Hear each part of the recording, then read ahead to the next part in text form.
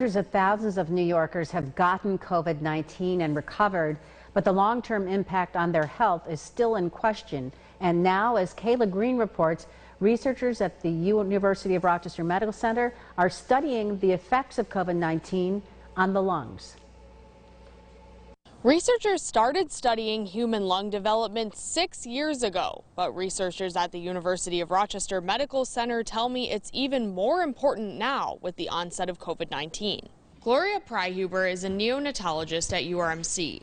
She says the National Health Institute funded study connects researchers around the country to study the human lungs and immune system and understand how they change with age. Donated organs that can't be used for transplant are studied for the research. Pryhuber says now with COVID-19, it's important to understand how a child's lung is different than an adult's. Pryhuber says COVID seems to affect children differently. They can get infected but don't seem to get as sick, whereas adults are more at risk for severe disease. There's also a chance of an inflammatory disease in children after COVID is gone, and she says doctors don't fully understand why yet.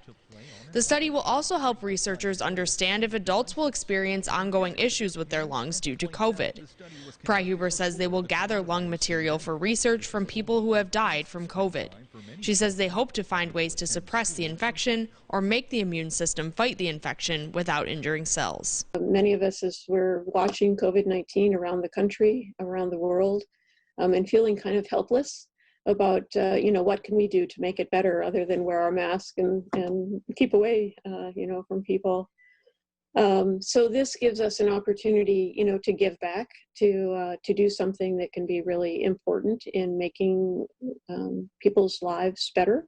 Since she also works in the neonatal unit, she says this funding will also help her understand how to help babies born prematurely or with lung diseases. In Rochester, Kayla Green, News 8. All right, Kayla, thank you. The research program has received national recognition for its unique approach in studying human lung growth.